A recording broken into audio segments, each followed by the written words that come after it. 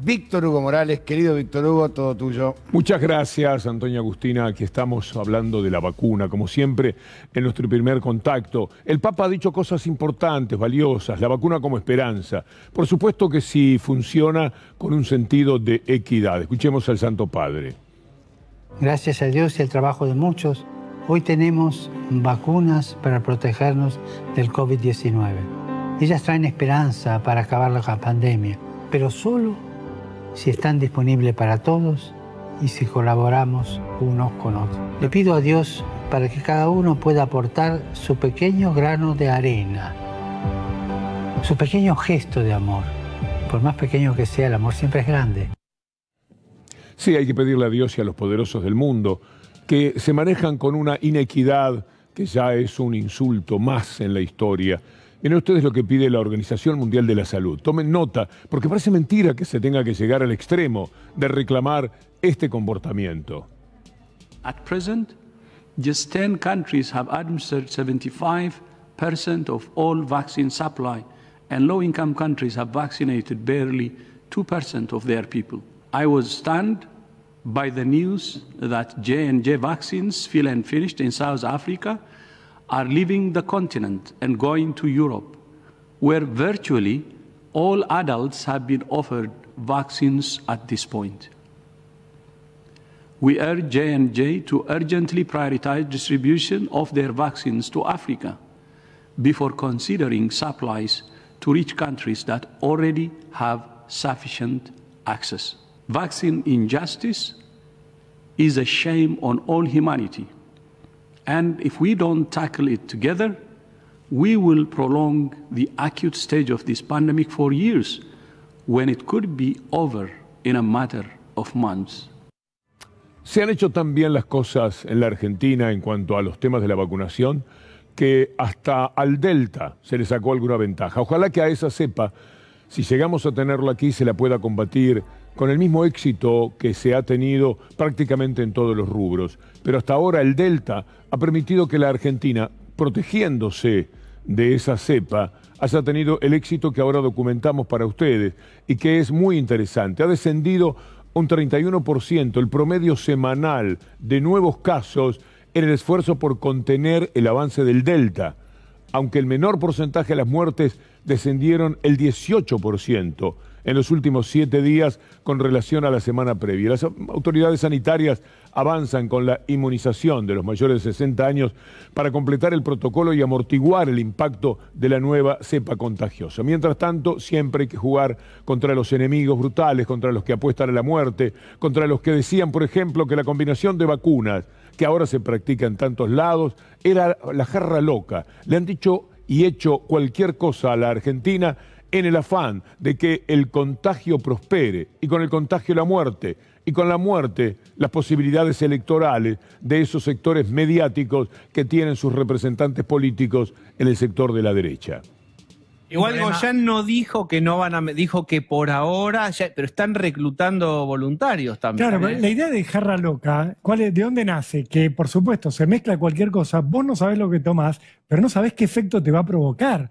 Por eso está buena el paralelismo, porque si no hay estudios publicados sobre qué pasa con esta vacuna y esta otra, no lo que están citando. No, pero espera. Bueno, vamos a hablar del éxito de la combinación de vacunas. Olvidemos esto. Era la tarea ímproba que llevan a cabo para que al gobierno le vaya mal, pero si le va mal al gobierno nunca piensan que le va mal a los argentinos. Este es el destino que han elegido para su labor periodística en los sectores que llamamos dominantes y no son otra cosa que la expresión del diablo, porque la mentira es el diablo. Y se comportan de esa manera permanentemente. Mire esto en referencia a lo que llamaban la jarra loca. La combinación de vacunas logra un significativo aumento en los anticuerpos.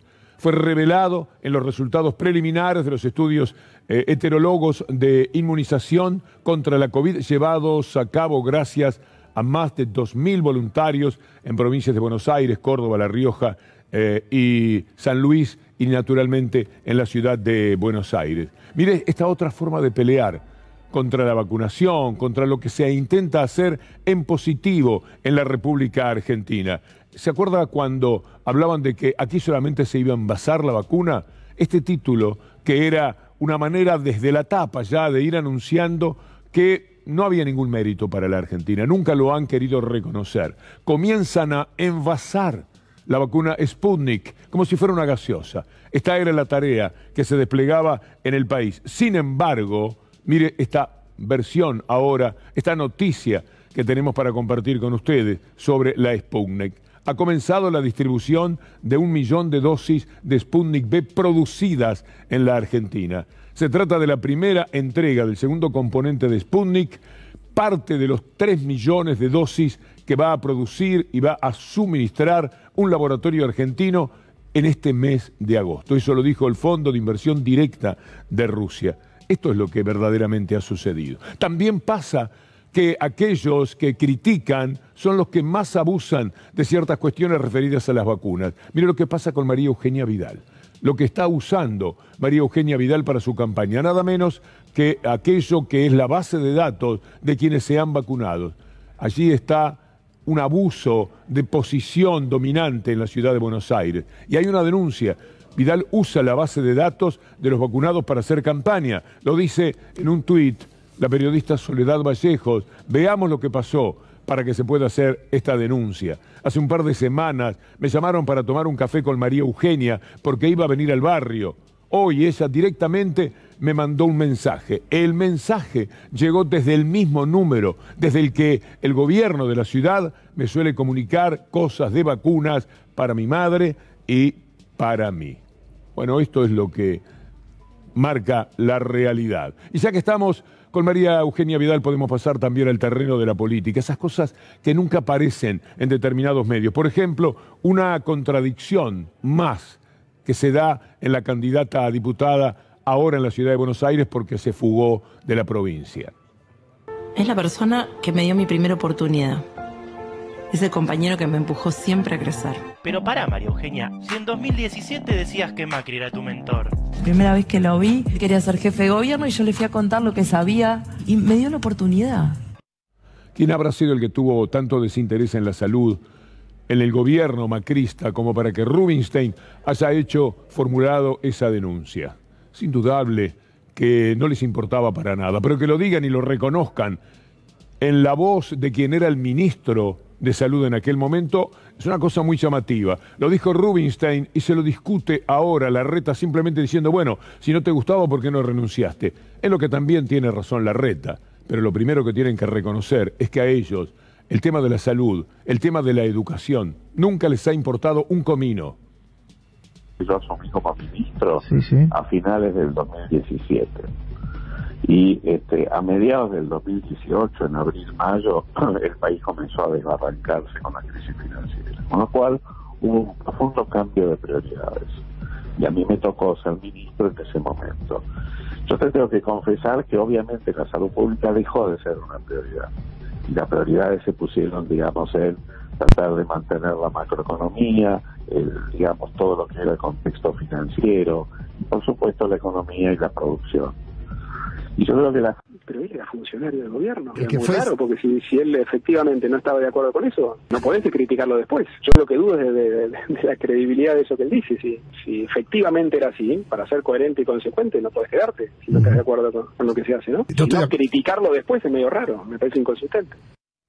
Son tan feos, pero ahí no le falta razón a Larreta. ¿Qué hace Rubinstein 2 años después o 3 diciendo que no les interesaba la salud? Por supuesto que todos lo sabíamos. Bajar de ministerio a secretaría, pero ¿por qué no se fue? En eso acierta el jefe de gobierno de la ciudad de Buenos Aires, que se lo dice mientras sigue preparando su mundo de negocios. Es increíble lo que pasa y lo que se oculta en la ciudad de Buenos Aires.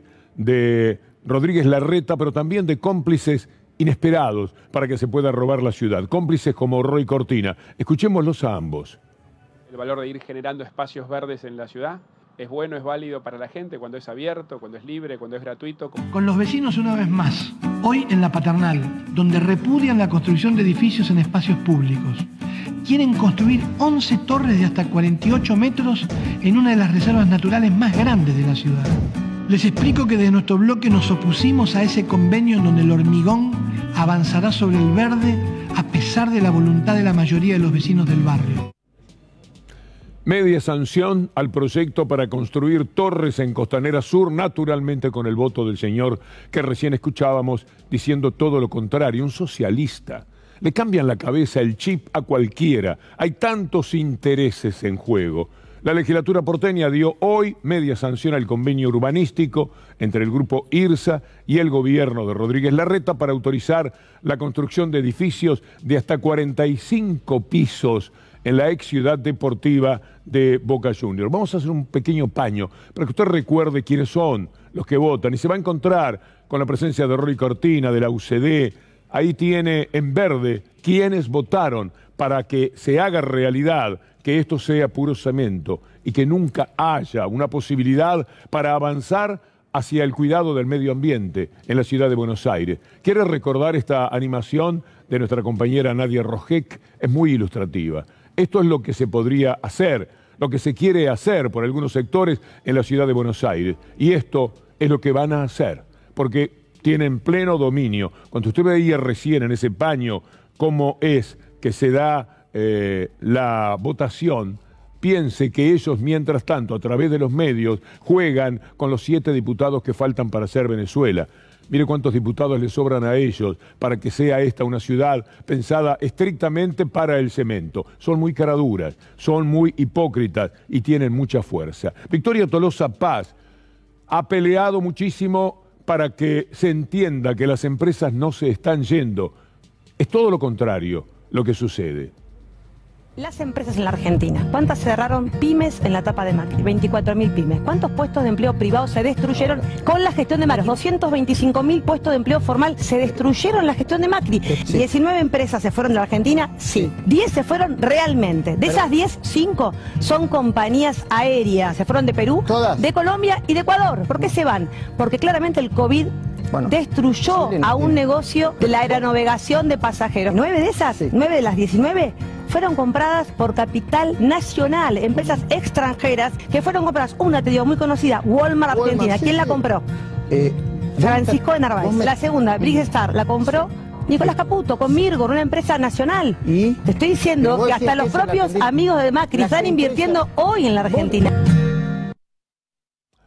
Una de esas palizas que no entiende uno por qué se exponen a recibirla en algunos casos. Una cuestión de desinformación y de tener un único chip para comportarse políticamente. Esto que le vamos a dar es una buena noticia, que tampoco va a trascender demasiado, porque estas cosas de esto no se habla. Lea conmigo, porque es muy interesante contarle que casi el 40% de las empresas asegura que incrementará su personal. Es una encuesta entre directivos y referentes de empresas de todo el país. Mira este cuadro. Este cuadro también estimula un sentimiento muy positivo. Puestos de trabajo asalariados, formales, en fabricantes de maquinarias. Mira lo que pasa con la industria. A propósito de esto que le estamos mostrando, veamos la industria, cómo ha reaccionado en el mes de julio. La industria creció un casi 4% y se empieza a recuperar en sectores más golpeados todavía por la pandemia. Y ahora el aumento del consumo. El aumento del consumo también es un elemento que nos permite pensar en un futuro inmediato bastante positivo. El consumo masivo registró una recuperación en julio. Esto es según el relevamiento de varias empresas privadas. Le estamos mostrando aquello de lo que difícilmente usted escuchará hablar en otros medios. Por ejemplo, de lo que pasa con el tema Bolivia. Lo tienen ignorado, están muy ocupados con alguna otra foto. Pero la foto de Bolivia, la foto de Gendarmería, llevando todo lo que el día del golpe de Estado en Bolivia, la Argentina para colaborar. La Argentina no, el gobierno argentino a cargo de Macri, el gobierno de las corporaciones, estaba dándole a los golpistas bolivianos. Armamento, granadas, municiones que envió el gobierno de Mauricio Macri a Bolivia, casualmente el mismo día en que se materializaba el golpe de Estado. Ese mismo día, 12 de noviembre, el gobierno de Mauricio Macri, en horas de la mañana, mantenía una reunión en Casa Rosada con el canciller Faudy y minutos más tarde, en el despacho del pibe de oro, Marquitos Peña, se juntaba Bullrich con todos los jefes de todas las fuerzas dependientes del Ministerio de Seguridad. Entre ellos estaba nada más ni nada menos que el director de Gendarmería Nacional, que es el organismo desde el cual salieron las 70.000 municiones, calibre 12-70 y más de 600 granadas de gas que fueron contrabandeadas. En un ratito vamos a estar con la segunda parte de nuestro editorial. Ahora sí, el cierre del programa, ¿con quién? Sino con Víctor Hugo Morales. Querido Víctor Hugo. Antonio, Agustina, muchas gracias y el saludo para el ministro también, que estaba hablando de lo que son las tapas. Hoy vamos a hablar de una tapa casi graciosa. Estaban muy enojados porque habían guardado algo para el momento previo a las elecciones. Vamos a ver primero lo que el Destape promovió cuando la gente de Roberto Navarro publicó este video de la discordia en Olivos, como dice, y la operación buitre del macrismo. Lo publica la gente del Destape y vean ustedes la reacción hoy de Clarín y Nación, pero les vamos a mostrar, para no ser redundantes, Clarín porque ya es lo mismo uno que el otro. Vean ustedes la tapa enojada. Para achicar daños, el gobierno filtró videos de la fiesta de Olivos. Claro, porque ellos tenían previsto, seguramente, operar días previos, 2, 3, 4 días antes de las elecciones, como siempre, para opacar la democracia, para que la gente no vote modelos bien distintos de gobierno, como lo que proponen de un lado y del otro, sino que vote en función del error que se puede haber cometido en Olivos y que nadie discute. Que esto fuera el elemento más importante, indispensable casi para que el ciudadano eligiera su voto, por lo menos operar, como lo hacen toda la vida. Yo quiero recordarle algunas de esas operaciones del 2015, por ejemplo, año de elecciones que terminaron ganando por 1 punto y pico, porque sacaron a Macri de un lugar muy pobre, 25, 27%, y lo llevaron al 51, 52%. Eso hicieron, con tapas como esta. Mire lo que pasaba con la denuncia de Nisman. Empezaba la gran operación del 2015. AMI acusan a Cristina de encubrimiento a Irán. Según el fiscal, hay más pruebas. Más pruebas. Y el gobierno redoblará su ataque, porque el malo naturalmente era el gobierno. Conmoción política, encuentran muerto al fiscal Nisman. Pasamos a otra etapa, un poquito más adelante, también de ellos, operando siempre contra la democracia. Todo un año en el cual la verdad, haber perdido por medio punto o 1 punto el gobierno que estaba en aquel momento, con un candidato que no era Cristina Fernández de Kirchner, sino Scioli, que no es lo mismo. Parece mentira, parece cuento, pero consiguieron poner a su candidato. Miren ustedes esta etapa. El gobierno apura la hipótesis del suicidio. Se suicidó, por supuesto, Nisman, pero ellos estaban ya jugando con que tenía que ser un crimen y montaron un asesinato. Durante todos estos años han seguido apostando a una mentira feroz que cualquier persona inteligente y decente, hay que ser una cosa o la otra, no inteligente o indecente, para aprobar la idea de que Nisman fue asesinado y no que se suicidó en el baño de su casa, encerrado allí, encerrado en su departamento, en un edificio donde no entró ni salió una sola persona. Qué sé yo, lo sabemos perfectamente. Miren lo que hacían en el mes de marzo. Aquello había sido en enero. En marzo, Máximo Kirchner, el hijo de la presidenta, sería cotitular de 2 cuentas secretas que reunían cifras escandalosas. Ahí abajo dice 80 millones de dólares. ¿Cómo hace el ciudadano para votar a un partido que tiene al hijo de la presidenta con 80 millones de dólares en las Islas Caimán? Y no se puede. Tenía que votar a una asesina que había mandado a matar a Nisman, con su hijo ladrón que tenía 80 millones de dólares, pero además tenía un ministro de Economía que era una vergüenza. Kicillof cobraba en YPF 40 y pico de mil dólares por mes, más o menos estoy sacando la cuenta en el aire, porque ellos hablaban de 400.000 pesos. Con el dólar a 8 y pico, Kicillof cobraba casi 50.000 dólares de sueldo. Entonces, usted ahora tenía que votar a una mujer que había mandado a matar a un fiscal, con su hijo que tenía 80 millones de dólares en las Islas Caimán, con un ministro de Economía que se había robado ya en 5 años 2,5 millones de dólares. Era imposible. ¿Se da cuenta cómo opacan la democracia? Y por ahí la gente, creyendo que esto podía ser posible, dice, yo no puedo votar. Es verdad, ahora como, ahora tengo auto, ahora tengo vacaciones, ahora vienen los científicos, ahora hay para los estudiantes muchísimo para los discapacitados, las personas con discapacidad, para hablar correctamente. Pero yo no puedo votar a esta mujer, a su hijo y a su ministro de Economía. Pero espera un momentito porque todavía falta llegar a agosto.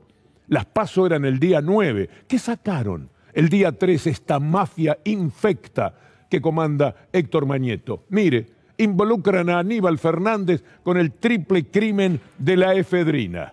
¿Dónde habían hecho una de las notas? Bueno, la habían hecho en la casa de Carrió. Toda una banda tremenda para que después, con el tiempo, muchos años después, se supiera que la Morsa era una persona que no tenía nada que ver con Aníbal Fernández.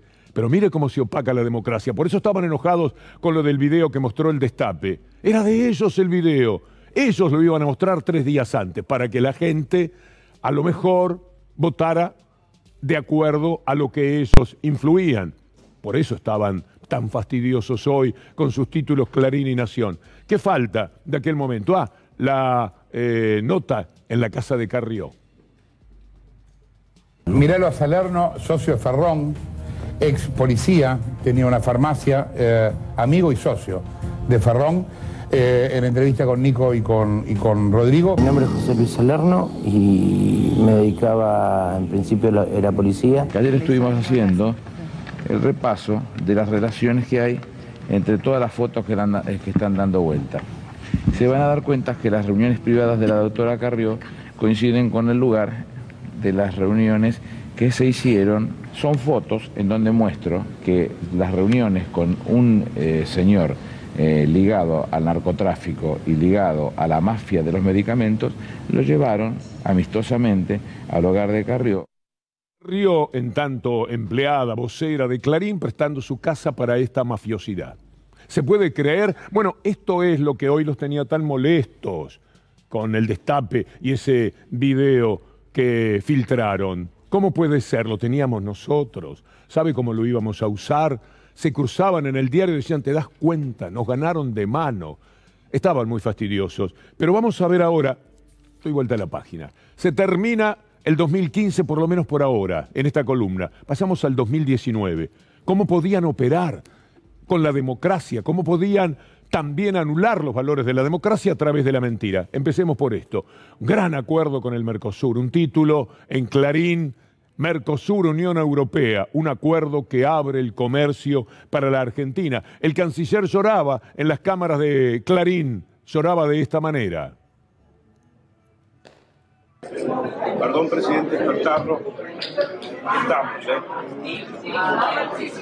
Tenemos acuerdo. Acá estoy con Tenemos acuerdo, presidente. Tenemos acuerdo. Vamos, Mauricio. Pero, no era verdad.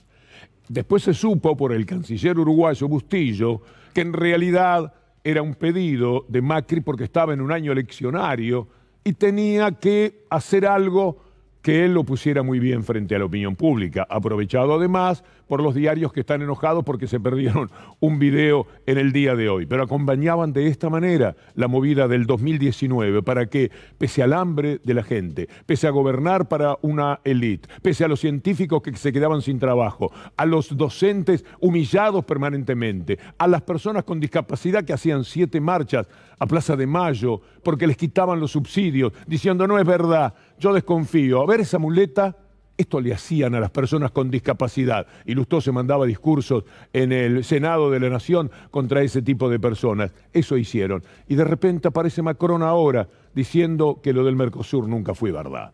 Emmanuel Macron sepultó el tratado de la Unión Europea con el Mercosur. Pero ¿cuánto valía en aquel momento? ¿Cuánto valía lo del viernes previo a las PASO? Así como en el viernes previo a las PASO del 2015, Aníbal Fernández era un colaborador, no un instigador, un ideólogo del triple crimen de la efedrina, ¿qué pasaba 6 días antes de las elecciones? Viernes previo a las PASO. ¿Cómo operaba Clarín? Cierre optimista de los mercados, bajó el riesgo país y la bolsa subió el 8%. Imagínense, antes de la elección del 2015, uno era esa asesina, el hijo ladrón con dineros en el Caribe, el ministro de Economía también ladrón, y el candidato a gobernador de la provincia de Buenos Aires era cómplice o instigador de un triple crimen. ¿Cómo se lo podía votar? En cambio, Mauricio Macri, en los meses del 2019, era el hombre que hacía el acuerdo con el Mercosur y era el hombre que conseguía que los mercados estuvieran eufóricos. Una verdadera maravilla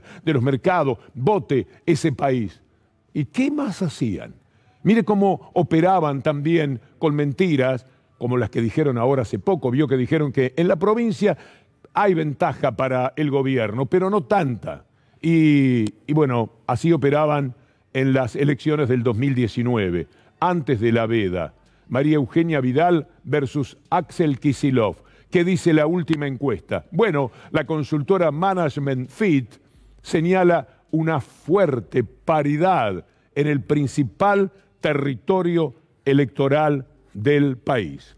Esto me hizo pensar en lo que decía Cristina Fernández de Kirchner hace un par de días.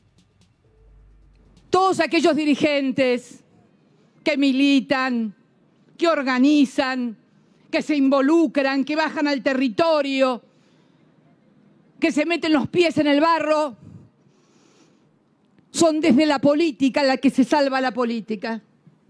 Y no necesitan, como si por ahí los arribistas o los oportunistas, de la operación de prensa del momento para contestar la política. Nosotros no necesitamos operadores de prensa ni operaciones de prensa.